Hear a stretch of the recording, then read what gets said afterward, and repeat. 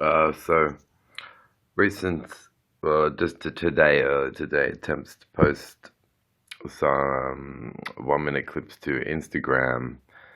If the black and white filtered clips posted today leave the appearance of a fragmented story, it's because there's about 9 of them, and I'm noticing that the ones that did not remain on the account, as I have indeed today, I had a lot of spam phone calls, um, have been the ones to topically address the issues that I understood to be going on from my point of view, and from now my confirmation of the two co-founders' points of view as well. The you know the So I can see why they would want certainly to have that sort of material not be stored permanently um, on my Instagram account. So let's see, this is a sort of it's a sort of dog act that I've come to. I'd see it on apologetics boards where I was invited to debate as an unbeliever, to debate religious frequenters of the boards, and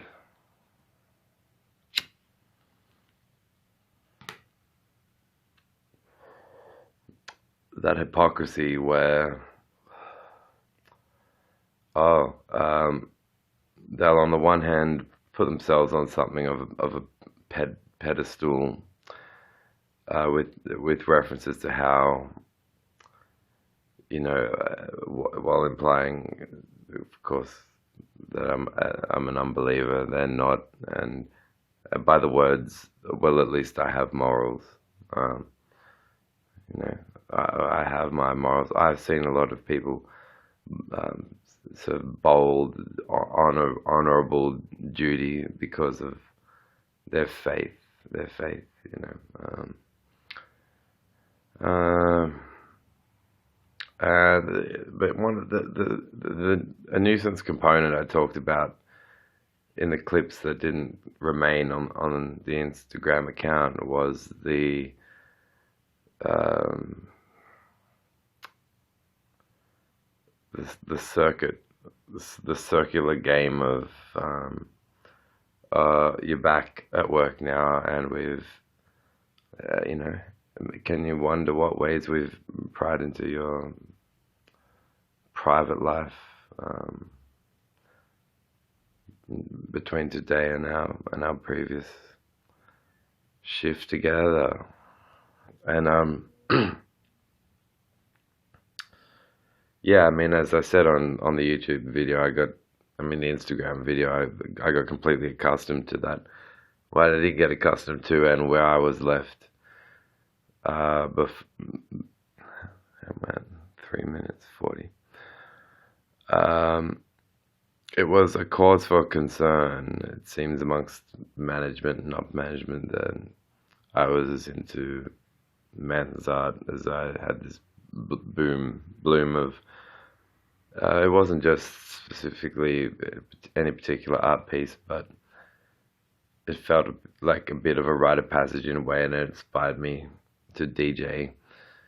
Amongst other things, I wanted to do more, and did do more, music production and composition and editing, field, Doc's field and Doc lines, two very creatively brilliant people to collaborate with during our time in Torrens, and we got some music recorded there, that none of which got mastered, but much of which I think deserved, could well have stood to be. I, I'm not impartial, but it's better than some of the songs that I've heard, that have been not only mastered but made it through the chart nexus. And so yeah, the basic issue, I think maybe this is a blanket thing to be mindful of if you have an employer who has a concern with you based on art that you love. And it might have been, it seems like such a distant debate, because I feel that we defeated it, demolished it in the mid to late 90s. Manson kind of in Bowling for Columbine, and he got a lot of people coming to him saying, "Wow, I really liked how you were in Bowling for Columbine." And but his defense of art has never. It's not like it started with that documentary. Far from it. And you know, the religious right, they're still looking for their God. They claim to have found him and and they're in a relationship with him, but yet they're assuming that our my art collection is all the lyrics are morally prescriptive content. And as a kid, when London Bridge was falling down, was being sung, it was not because art doesn't have to be morally prescriptive. It was because I was a preschool. As a preschooler, I was learning how to experiment with pyrotechnics and dynamite, and the reason I did stop myself from getting a passport and visiting the UK was because, yeah, you know, the religious right were getting at me in preschool. London Bridge is falling down, my fair lady. Like, I was even taught she would think it fair. So I blew up strapped dynamite to the bridge, blew it up. Obviously, I'm being a bit satirical here just to illustrate a point, and that is that something important about art, which is like portraits and portrayals, the outsider's view of an eccentric's view of strange phenomenon in society. And these religionists, in a very real sense, they haven't found their God to give them their commandments. So they want to say, well, they want to be snide about it. Well, look at this music that you've got. What are these lyrics? Oh, how are you going to behave if you listen to the lyrics in these songs? And it's like, I wish it would, the lid could really be closed on this case, but, my own employers were interested in backing an initiative to establish a profile to say things like psychosis, which is, and perhaps psychopathy, or the traits of a psychopath can come to one through art.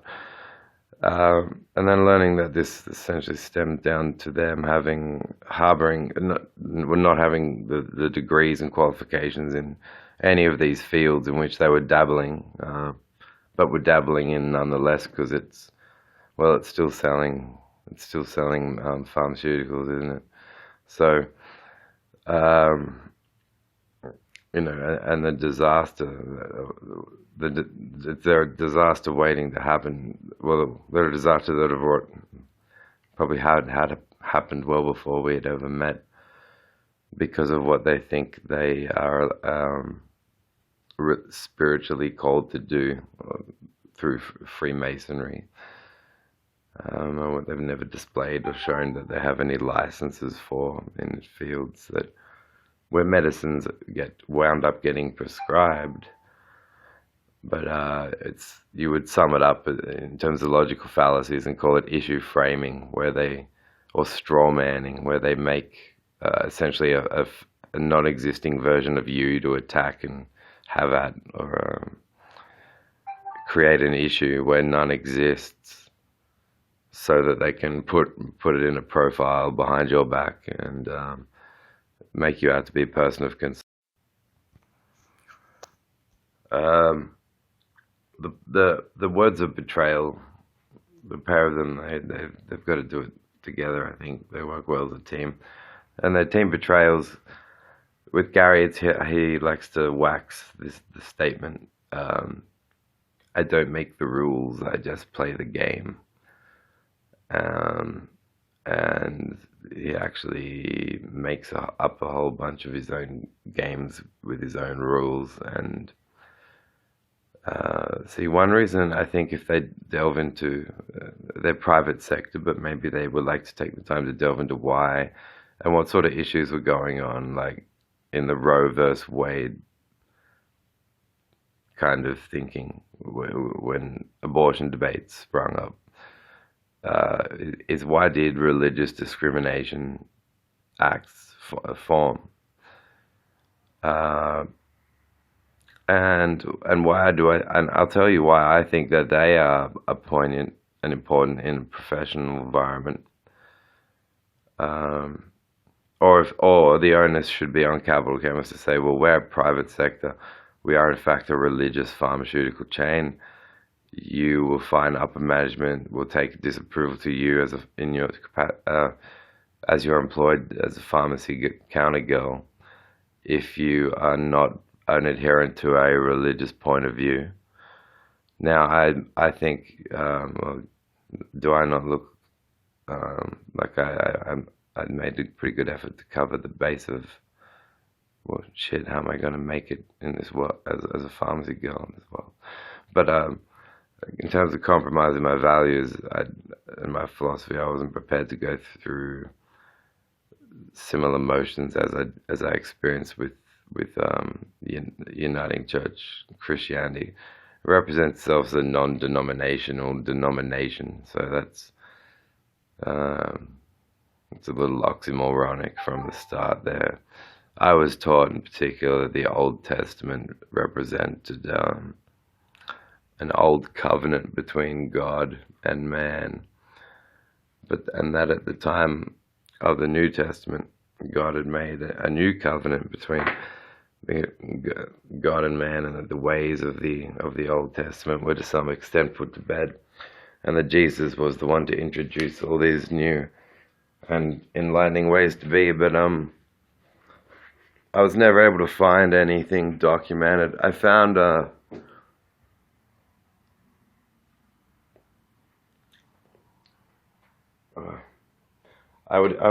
would be drawn to these verses in the Bible because everyone in the church was so thankful for it. Even the wives whose husbands were pastors that were beating them would seem to be very thankful for this book that didn't have a lot to say about well, for the woman is for as Christ is the head of the church, so is man the head of the woman.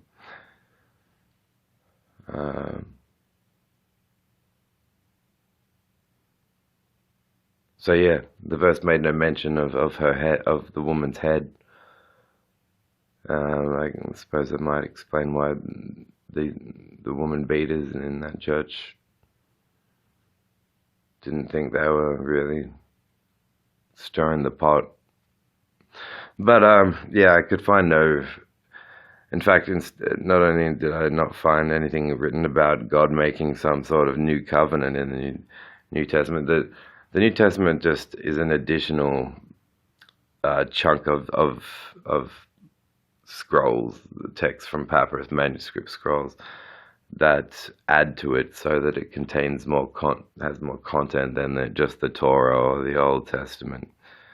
And that's even why the Bible is called the Holy Bible, because holy's become, just like when Nietzsche wrote The Gay Science, it was actually a book about trying to be really existentially rational about being the creators of our own joy in life. So it was written at a time when gay meant happy, and holy now it means seems to be synonymous with like gold or sacred or Um, you know, you hear the expression holier than thou, but it really just means otherness. Holiness means otherness. So in that sense, I actually don't mind the word, and the title, the Holy Bible, just meant the other Bible, as to distinguish itself from the Torah, the Judaism.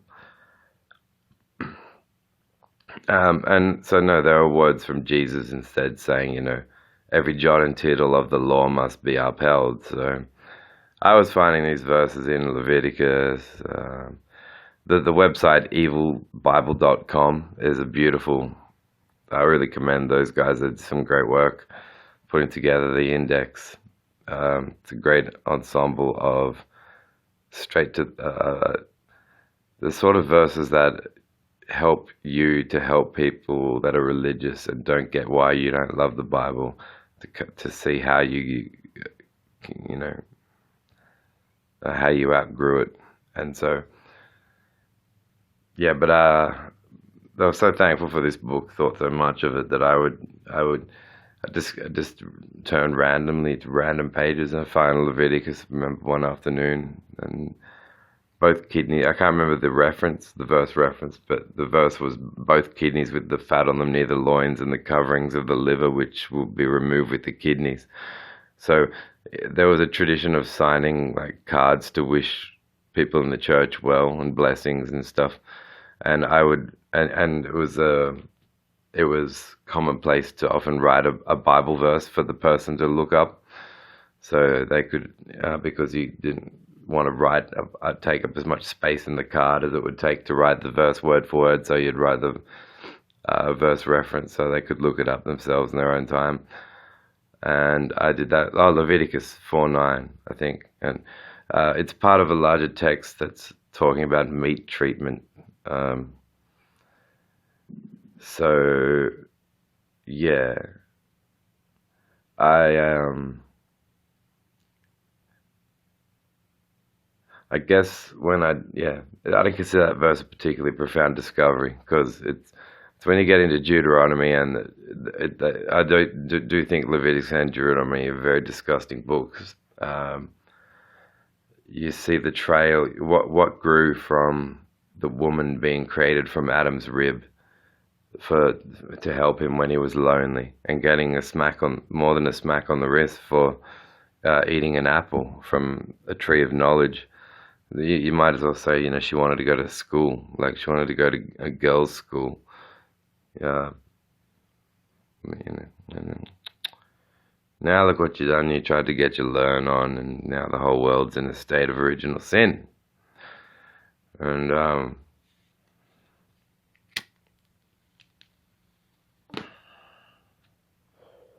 but yeah, Deuteronomy has some disgusting statements about the status of women, or lack thereof.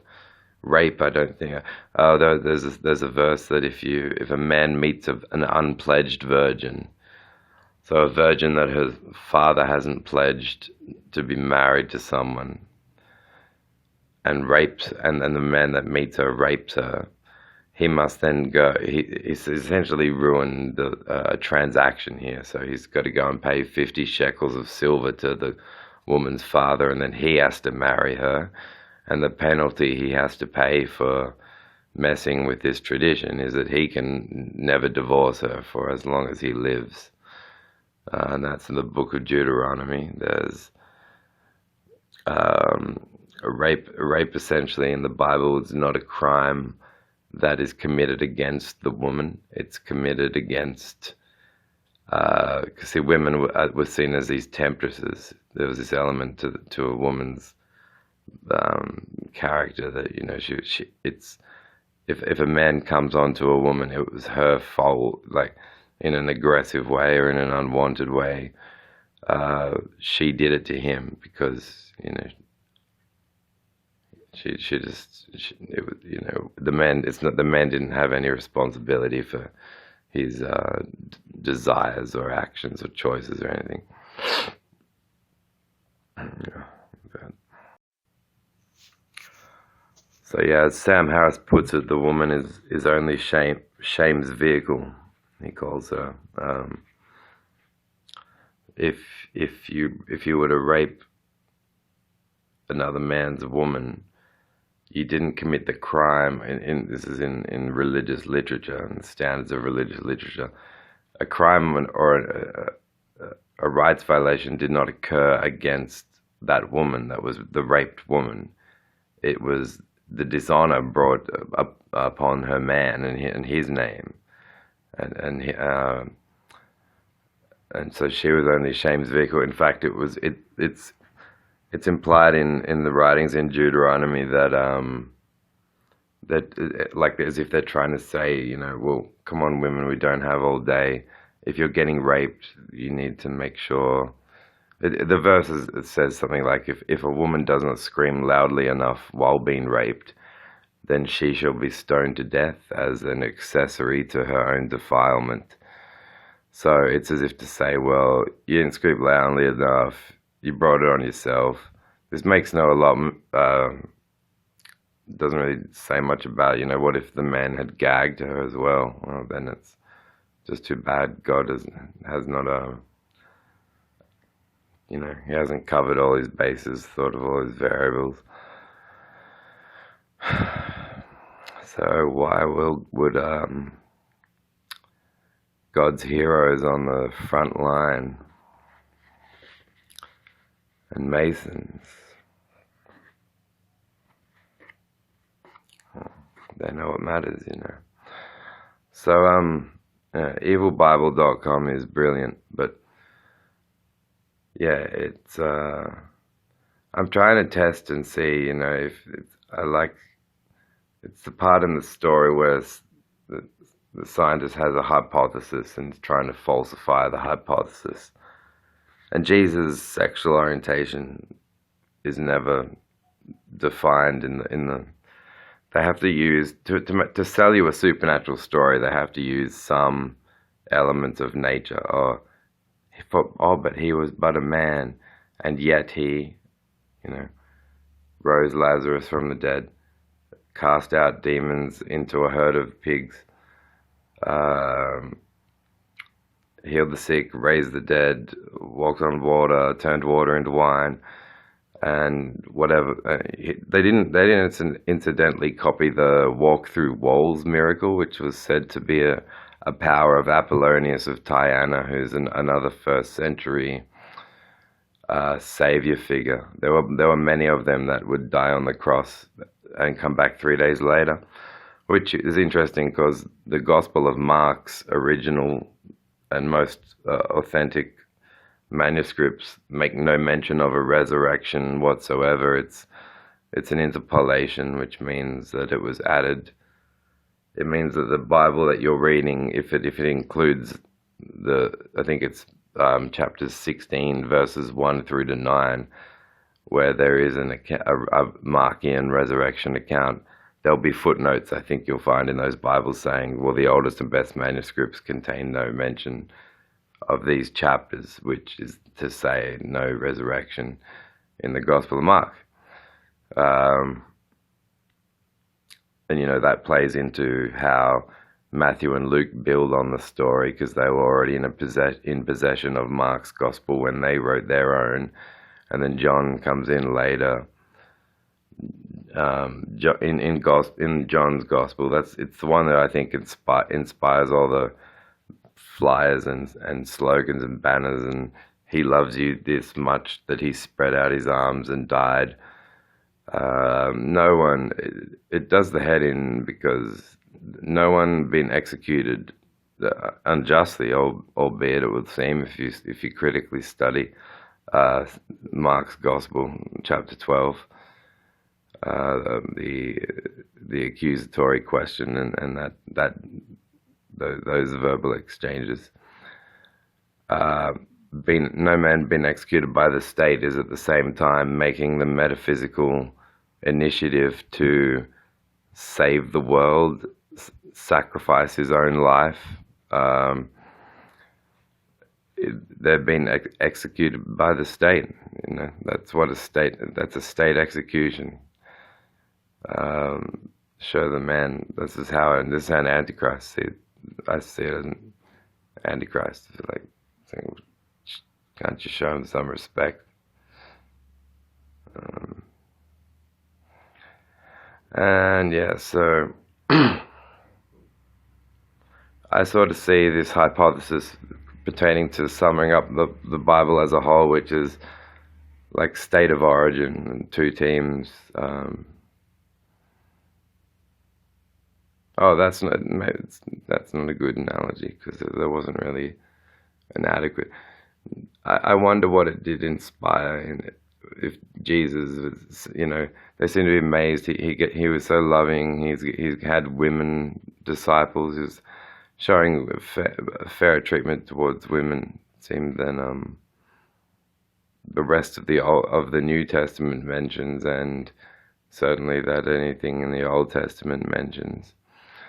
But I wonder how he would feel about getting called the fulfillment or the solution to the puzzle, the problem that weighed on the minds of Adam and Eve's first batch of pups.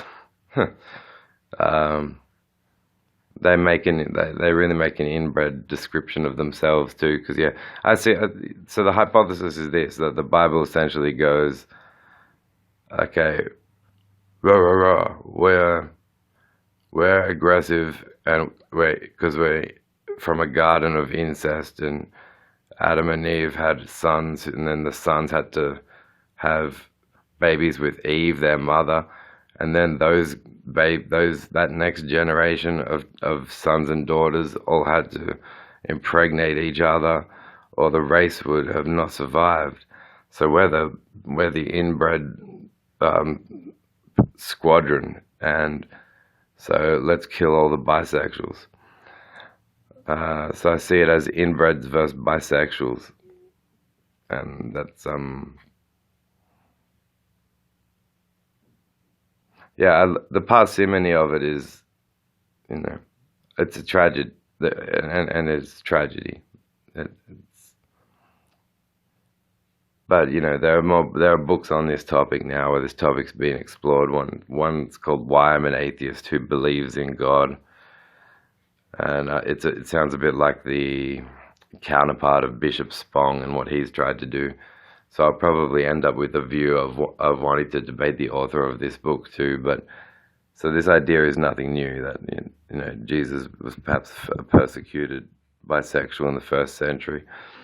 So this, and then there you may have a potential answer or account for the statistical health decline, health ailments said to be prevalent amongst the bisexual community.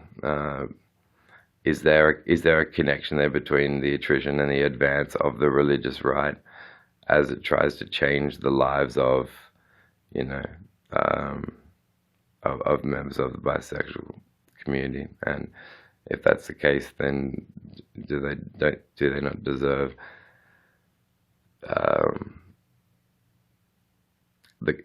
the conversational pressure, at least, that the new atheists are saying? Don't be afraid to call religionists. They'll try all sorts of tricks. I believe in God, so you believe there is no God? Can you, or you say to them, do you have any proofs that God exists? And they'll say, oh, well, where's your proofs that God doesn't exist? Have you proved the non-existence of God? The honest probandi, or the burden of proof, falls on the person making the assertion. So the religious will try to trap atheists into being made to feel like, well, you've made an assertion or a claim. You've made the claim that there is no God. It's actually Psalm 14:1. The fool says in his heart, there is no God. It's pretty much sums up the way that a lot of religious people view atheism. When it's really like, that'd be like telling plants that they're offended by penises and vaginas, so they're ideologically against them, just because plants reproduce asexually. Atheism means without theism, and theism is the belief in the existence of a God, or supernatural God, or God. Yeah, so in and of itself, atheism, there's also there are no Ten Commandments to atheism. There are no, atheism's not nihilism. It's not a position that, it's not a philosophy, essentially. It's a, what person will define themselves by what they're not. Um, that tends to make sense to no one. How many of you wake up each morning thinking, I'm so thankful, so, I'm so lucky to be a non-astrologer. Um, I'm so like I'm not a weather man. I'm not a weather reporter. It just brings so much joy to my life. You don't know how it's changed my heart. Being not been a non-tarot card reader. Uh, so being not a theist, we don't really think about it. It's we obviously think about what religion is doing. It's something we you know, varying degrees of interest in, but um, this this attempt to put, it's clearly religious in its origins, to put atheism on the same shelf as religion and as religious texts, and go, well, it's still a religion, so you might as well choose, one that's got your interests at heart. You can be an atheist and without saying, you're not necessarily saying, for instance, there's definitely no afterlife. Um, Philosophy positions known as the explicitly positive atheist. And positive and negative atheism has no mention, I've said this before, to moods. You're all born negative atheists, and let's say in the lottery of religions there are 3,000 gods, and you become a monotheist, then you are still an atheist concerning 2,999 gods. You've just believed in one god now. Thor, who's in with his hammer in Marvel films. You're an atheist concerning belief in Thor or Odin or Zeus. And our ancestors, going back far enough, held all of those gods in a certain significant, substantial amount of reverence and awe. That's why the first commandment wasn't written, "Thou shalt have no other gods before me," because of what my old church would try and do is say, Luke, are you putting your Nintendo before God? Then don't forget that first commandment: "Thou shalt have no other gods before me." As if to imply I was perhaps liable to have made a deity or a god out of Nintendo. But that is not what it meant to Moses. That is not what it meant to anyone that read it or wrote it. Christianity grew out of a time of rampant polytheism. It meant don't have any other gods before me, because Jehovah, Yahweh, or whatever name you wish to use, apparently it was spelled YHWH, so that it deliberately couldn't be pronounced with no vowels. So the name Yahweh was never the actual name. The A and the E are arbitrarily added, so you could call him Yuhu Wahoo. But in any case, it's Yuhu Wahoo saying, don't have any other gods before me, because I'm a jealous God.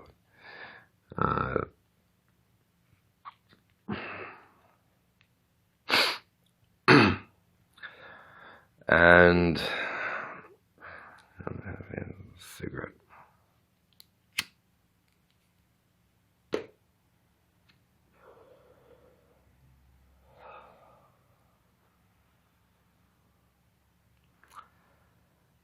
Yeah, I think we should abolish. It can't hurt to abolish the view, at least too, in terms of looking at the utility of religion, to consider that morals didn't come to us by necessarily by religion. Like we weren't putridly immoral before, and then religion came along and fixed that intent. Actually, it tends to be the other way around. Religion taught, particularly Christianity, will have taught you, if you believe in fundamentalist Christianity, that you without that second birth, you're more morally repugnant than essentially an animal, because you were given the gift of free will. Actually, it makes tends to, in the free will versus determinism debates, I would argue, and I'm welcome to hear other people's thoughts on this topic, but when you try to contextualize free will in a theological sense, as this sort of as like a God's Christmas present to you, He gave you free will. Now, if God is this omnimax being who is at the same time things like omnipresent, Spong's line of thinkers argue that this God was a phantom made out of all of the essentially superpowered transcendentalisms of human limitations. So all the things that limited or bound a human being and imposed a limitation on a human being were transcended fictitiously, and then spawned the organs and the musculoskeletal system of this biblical Jehovah and Yahweh. So a human is limited in time. So God is immortal. A human is limited in space. So God is omnipresent everywhere. At the same time, a human is limited in knowledge. So God is omniscient. God knows everything. The human is limited in power. So God is omnipotent.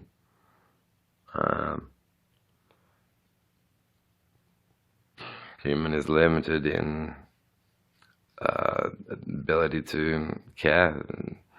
God is, though I would argue that the majority of, if not all of the humans, yeah, well, all the humans I've ever known have shown more,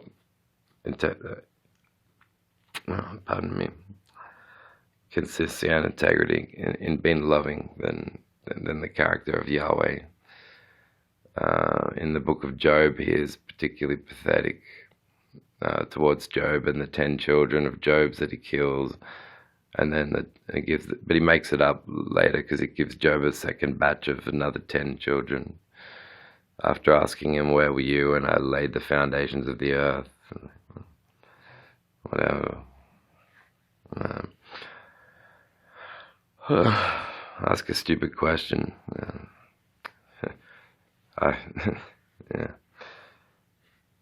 God asking stupid questions. But anyway, God knowing everything and having all power is not compatible with free will, human free will, because God knows every choice that every human would ever make, and God had to have chosen those choices before the human ever woke up on the day that they faced making the choices that they had to make and face, no matter how complementary to the flourishing and well-being of humanity and of that surrounding person, or no matter how damaging and destructive towards life either. God would have created and engineered with complete foresight all of these events. They would have been His will. Unless God was to be lacking, unless God could say, well, you have free will, and like, maybe you know something I don't, which He can't because He's omniscient. Oh, maybe I gave you free will, so but if only I had the power to have stopped you from making this wrong turn. Oh, but you could have, because you have omnipotence, God, you have all the powers. Oh, well, maybe if and this is why they created a monster, really, because at first they got all Superman, ooh, about the traits of God, but then Um, I was talking to a gentleman at Flatheads Cafe today who's a finance student, and we talked about a number of topics. But yeah, in opposing this theological concept, or at least questioning it, of human free will and determinism is yeah, I think it's in reconciling. It doesn't stem from a person's want to avoid responsibility for their actions. Einstein's a strict determinist. I I enjoy the debate more than asserting a point of view on this topic at this point. But concept of willpower is very important to me. Um, Choice is very important to me, and they're more important to me than theology makes them out to be, because you know whatever happens to you, sadly, on according to Christianity, Judaism, and Islam, happened because it's God's plan, or at least for now.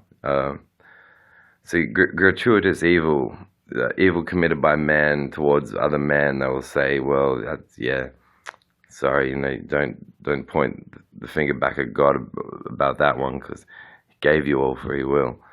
But this says nothing for children dying of or born getting cancer, and it says nothing about bait cot deaths. Not 9 million children will die every year before reaching the age of 5. So you can play around with that math. That's pretty much somewhere in the world. It's about 1,000 an hour. So the length of this YouTube clip will essentially be the same amount of time as 1,000 deaths of children only under the age of 5 in various places of the world.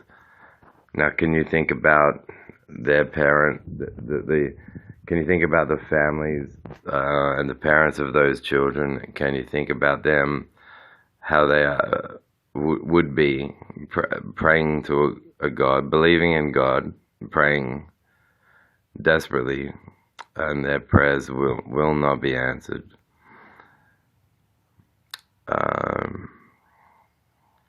This is not what did these children under the age of 5 do with their free will? That was so outlandish. And any God who could not stop this sort of suffering from befalling children under the age of 5 can do nothing about it whatsoever, or doesn't care to, and so therefore he is either impotent or evil.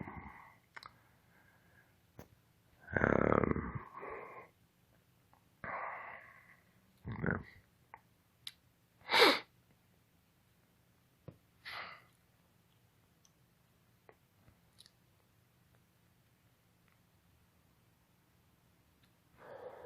Now, by this point, the Nietzschean "Thus Spoke Zarathustra" got review commentary is being called the fifth gospel, but it's not a Christian text. Though you can tell Nietzsche was someone who had, that he had a soft spot for Jesus as a young kid. But he went on to write the Antichrist and Genealogy of Morals, The Gay Science, Twilight of the Idols, Thus Spoke Zarathustra, which is the story of a traveling thinker, Zarathustra, who it's where Nietzsche's famous line, "God is dead," says, "Has this man yet in his forest not yet learnt that God is dead?" and he sort of it's a bit like his Jesus. The character is clearly Jesus' influence, but if he was making a discipleship, it was a discipleship to help people who confront the death of God. He writes about it quite poetically, and there's elements of similar lines of thinking as you'll find in Dostoevsky's literature, where he would write that without God, absolute anything is permissible, uh, which I found funny because Saint Paul in Corinthians 2 would write, everything is permissible for me, but not everything is beneficial. So, you know, um, what was Dostoevsky's complaint was what was Dostoevsky's complaint in a world devoid of God was Saint Paul's uh, just basic comprehension of day-to-day life. Uh, so what was poetically, symbolically, and metaphorically conveyed to us by Nietzsche when he wrote of the death of God? He went on further to say that we are now murderers. We have killed God. What does that make us? You know. But what he pointed back to was an idea that in less gruesome poetry you'll find the ancient Greeks contended with a long time ago, which through ventures like Stoicism, where they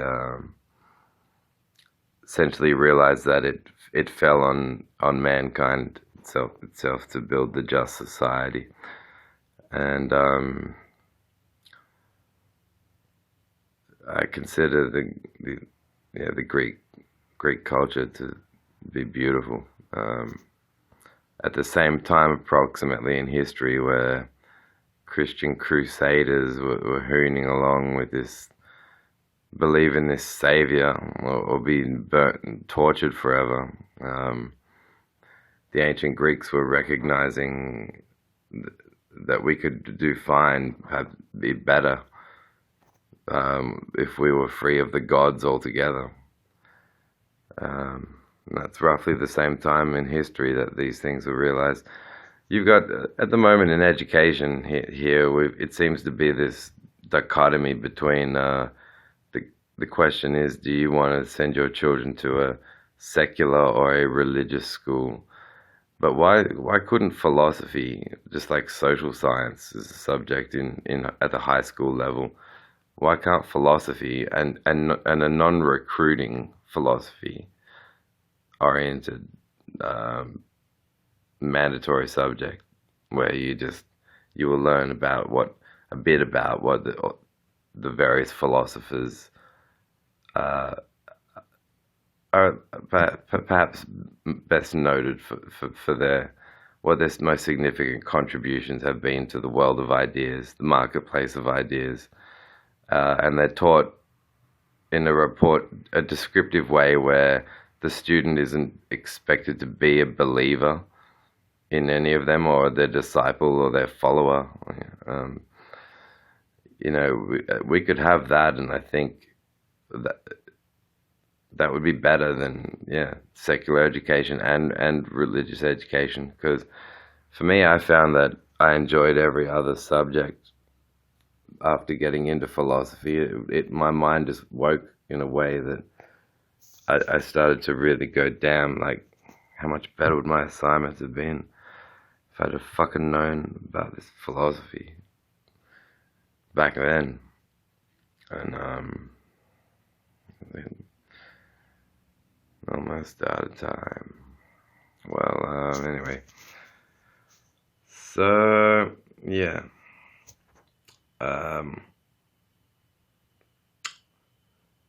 Morality was ours anyway in the first place to begin with, and God is an excuse for people to defer, refer, and relegate and pass the buck on independent self-responsibility and moral responsibility. And so kill your God and kill your TV. Thank you. Have a good